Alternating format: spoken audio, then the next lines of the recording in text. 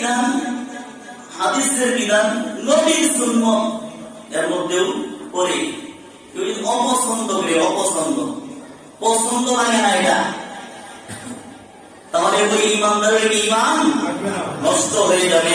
আপনার ভালো লাগে না, ঠিক আছে, আপনি অপছন্দ করতেছেন কেন, ঘৃণা করতেছেন কেন, তুচ্ছ তাচ্ছিল্য কেন করতেছেন?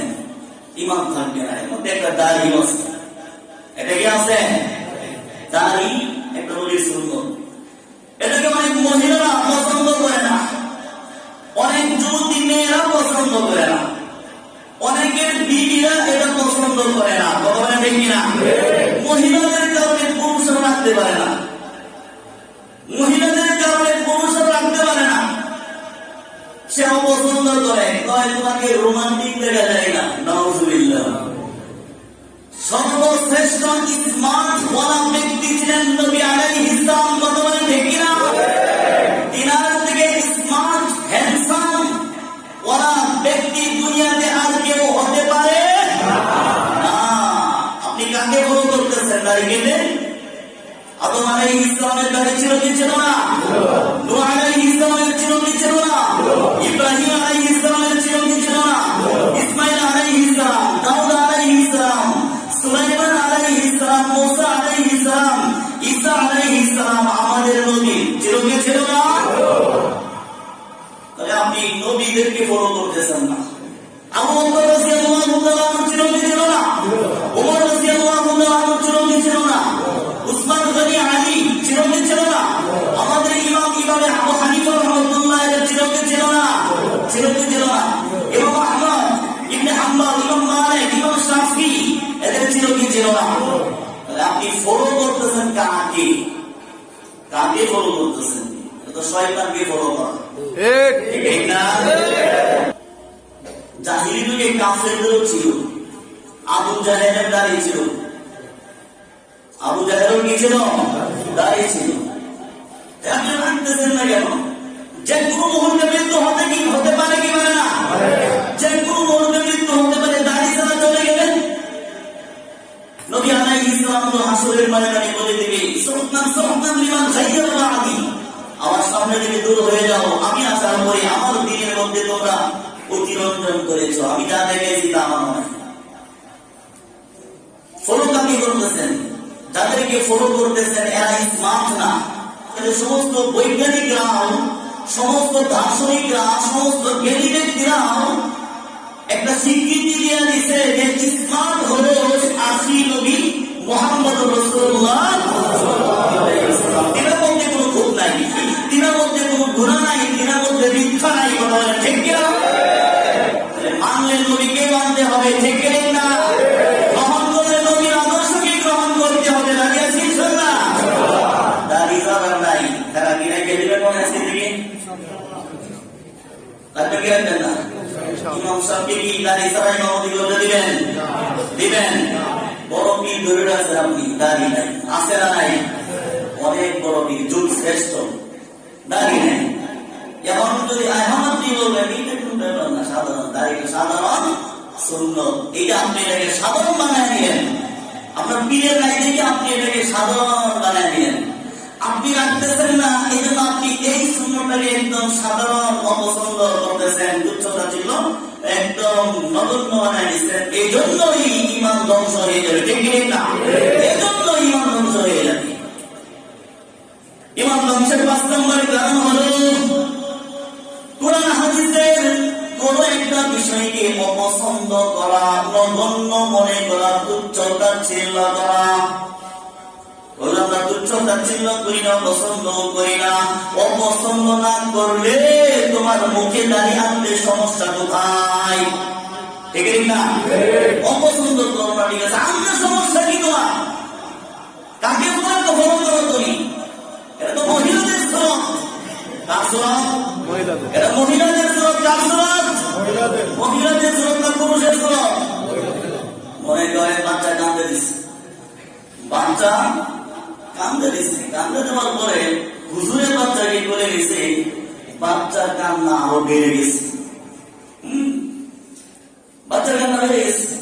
এখন একজন দাঁড়িয়ে দাড়ি ছাড়া, হুজুর তো দাড়ি আছে, দাড়ি ছাড়া এই লোকটা কোলে নিচে বাচ্চা কান্না বন্ধ হয়ে গেছে।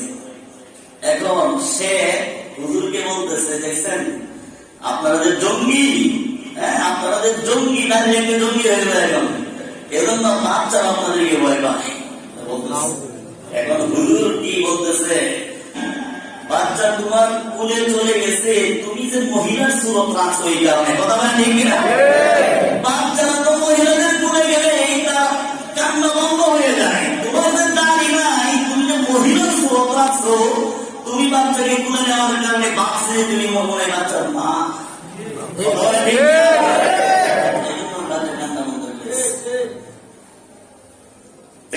এটা মহিলার সুরত, আল্লাহ দিচ্ছে মহিলাদেরকে মহিলার সুরত, পুরুষদেরকে দিচ্ছে পুরুষের সুরত।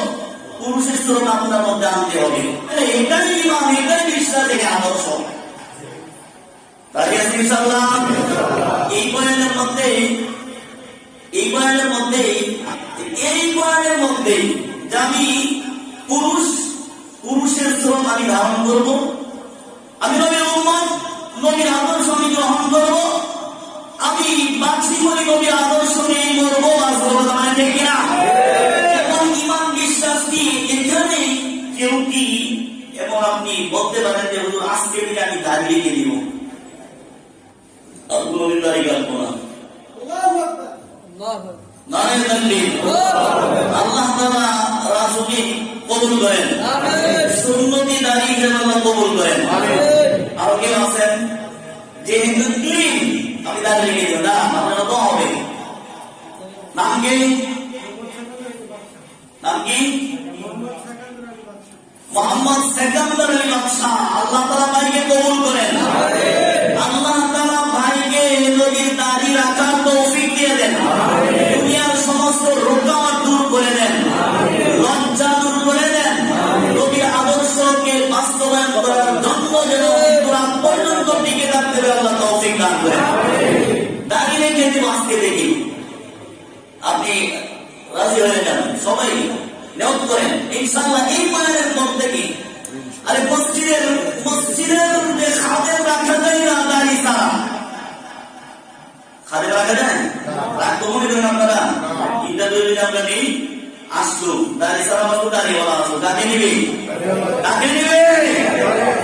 খাদেম রাখা যায় না দাড়ি ছাড়া, আর আপনি বড় পীরের কাছ থেকে ঘুরি দিয়ে গেছেন দাড়ি ছাড়া, আপনার পীরও দাড়ি নেই, আপনার পীর তো মসজিদের খাদেম হওয়ার যোগ্য নাই, কথা বলেন ঠিক কিনা?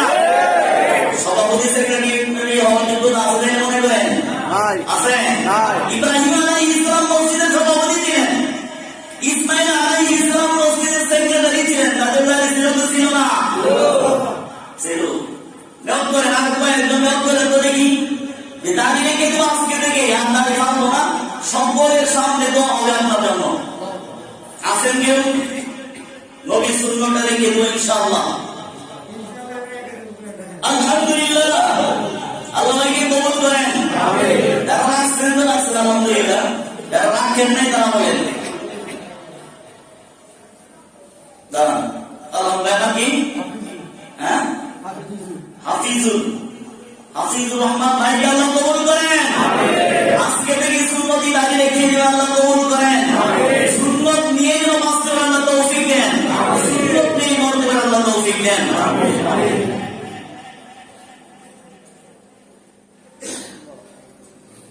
তুচ্ছতা ছিল করা যাবে না, অপছন্দ করা যাবে না, এটাকে ভালোবেসে মহব্বত করে রেখে দিতে হবে।